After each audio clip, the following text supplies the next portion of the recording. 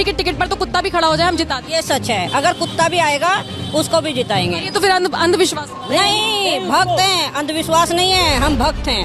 अगर हमें 5,000 का सिलेंडर भी मिलेगा तो हम 5,000 का सिलेंडर लेंगे, 500 रुपए लीटर पेट्रोल ले लेंगे, बट मोदी सरकार आगे। Let me say one thing very controversial, but it is very important.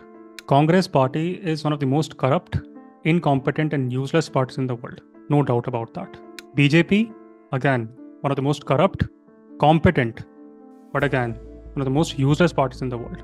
I'm saying competent, why? Because at least they're competent in winning elections, be it via electoral bonds or EVMs or whatever. What have they both achieved for us? Rampant corruption, no? Joblessness, but at least Modi ji has solved for pride. Common Indians, they care a lot about pride, and that is important. Today, as many of you will go on to cast your votes, you may all have this doubt. Who should I vote for? Do not waste your vote on NOTA. My humble request. Make your vote count. See, I know you all are misfits. Whosoever may watch this recording is a misfit. Because in a world where everyone stands for political parties, where everyone is a spokesperson for a specific political party, you are here being a spokesperson for my country. And of course, in time to come, and I will make sure this happens for each one of you, be it as a part of your engagement with the civil services or politics, I will make sure that in a world of MLA Ram Dular Gund, convicted of raping 15-year-old child, to Ashok Chavan, former congressman, now a BJP member, shamelessly scammed, looted the widows of Kargil war heroes. Each one of you, in time to come, via your action, each one of you have to follow through on the footsteps of Netaji Subhash Chandra Bose, Shahid Bhagat Singh, Ram Prasad Bismil. You have to follow through on the footsteps of diamonds, who had the spine and courage to stand for my India.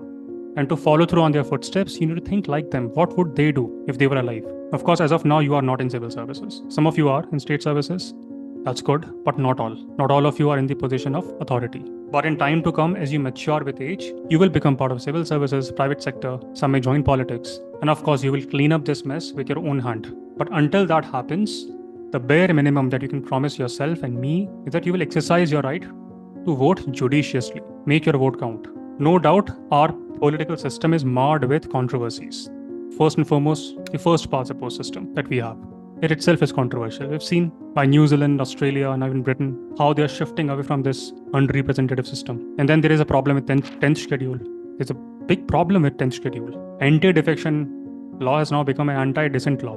But despite all the flaws, there is one thing that you should do. Build a culture in India where you vote for a good candidate, not political parties. Today, when you're going on into vote for NOTA, you don't even know who were the MLAs or MPs or potential MLAs, MPs contesting. One of the biggest ills in India today is the choice that we have between Modi ji and Rahul Gandhi ji. I am from Gwalior, be it Rahul Gandhi ji or Modi ji, I can give you in writing. None of them will ever visit Gwalior. The day election results are announced, none of them will visit Gwalior.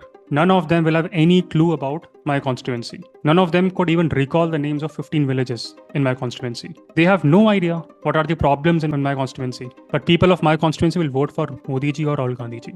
The MP that you may elect, that MP, that member of parliament, that MP will stay in Gwalior for the next 5 years. That MP was possibly born in Gwalior. That MP may have passion for Gwalior. If tomorrow you want to meet that MP and you want to raise certain issues around your city, or if you have ideas around your city, a good MP will give you time. A good MP will listen to you. Why? Because that MP knows that he has nowhere to go. He knows that you are the source of his power.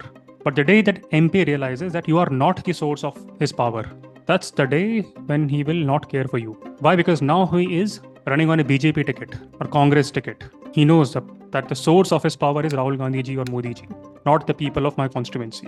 That is the day when you will contribute in destroying the democratic fabric of India cautiously. Sadly, that is exactly what is happening in India. That culture of representative democracy, that is gone. Do not be just Netaji Subhash Chandra Bose in letters, but be it in spirit. If Netaji Subhash Chandra Bose was alive, if today Shahid Bhagat Singh ji, he was alive, they would be ashamed to see what's happened to their idea of India. These prime ministerial candidates, Modi ji, Rahul Gandhi ji, they would want to weaken the powers of MPs. It is in their benefit. Why? Because they would want to control their MPs. How they vote, how much power do they have in their own constituencies. Because they know that is how they will enjoy their own powers, their own freedom. Rahul Gandhi ji's father amended the constitution, made 10th schedule the part of India's story. What was the purpose? Anti-defection. But in spirit, what has happened? It became an anti-dissent law. If people of India continue to think on the basis of party lines, we will continue to be unemployed. We'll continue to fight for masjid, mandir, Hindu, Muslim, and we'll continue to live like third-class citizens. And that is sadly what is happening. The rich will buy golden passports. Millions of Indians have done that already. Those who could afford, they've bought golden passports. Our honorable foreign minister's son, he is himself a foreigner now. And we may continue to gleam over Sundar Pichai, Ajay Banga, Satya Nadella. They will continue to hold American passports. Their kids will hold American passports. And none of these Americans, who you may want to be called Indians, none of them will come to save India. People of India should start voting for MPs. Learn about your MP. Question your member of parliament. And please work towards building that culture where you vote for a good MP. What will this do then? This will force political parties to file good candidates. This will force these candidates to be answerable to you. Today, they are not at all answerable to you. And why should they be? They're all answerable to something called the High Command. Whatever party decides, we'll do it. And why not? Because they know that their source of power is the party, not people of India. Very smartly, we have ruined the culture of representative democracy. And I could see this in such an esteemed classroom today. Who would you vote? Either NOTA, BJP, Congress. And you can't name 5 MPs or potential MPs from your constituency. We're living in an India where people are willing to vote for a dog if that dog runs from a specific political party. To be honest, these dogs are better than many politicians. I agree, hands of these MPs are tied in India today. These MPs have golden handcuffs, anti-defection law, whip system, but still a good, earnest, honest MP. That MP can still do a lot. Just think about this. Bare minimum, a good MP can at least utilize 25 crores earnestly for the benefit of your constituency.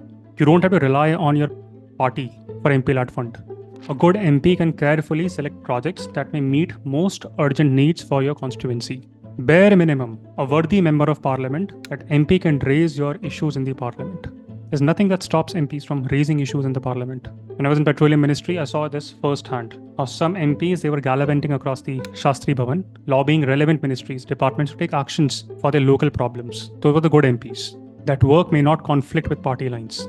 Think about this. If I was an MP or if you were an MP, wouldn't you visit villages of your constituency? There are more than 50,000 villages in my constituency. That visit alone will bring visibility to the village, can attract attention from higher levels of the government. A good MP will make sure that executive, it works in your benefit. A good MP will ensure accountability of civil servants in the constituency. Why? Because that MP is accountable to you. You are the source of the power. Sadly, that tradition is ruined entirely. Please do not vote, or please do not waste your vote on NOTA. Vote for an MP. Learn about an MP, talk about that MP. Tell me the reasons why that MP deserves a vote. Make sure that good, worthy people occupy important positions. That's the bare minimum we can easily do. And still we may not do it. Because we've been brainwashed along party lines. It is in the interest of Modi ji or Rahul Gandhi ji or Akhilesh Yadav to make the high command stronger. People of India should realize that. If every citizen of India starts thinking around the MP lines, political parties will start giving tickets to more deserving people.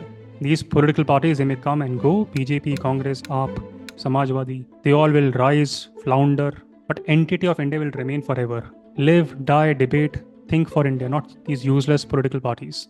Start passing the no confidence motion for your political parties. These parties will never be accountable to you. You can't hold them accountable, very difficult. But you can hold your MPs accountable. That was the basic feature with which we began the story of India. Of course, over the ages, without even us realizing it, it became a plutocracy. 5-10 people run the entire India. And these 5-10 people are usually the heads of those political parties. They decide, they dictate how should India vote. And that is exactly what's happening, and we don't even realize this.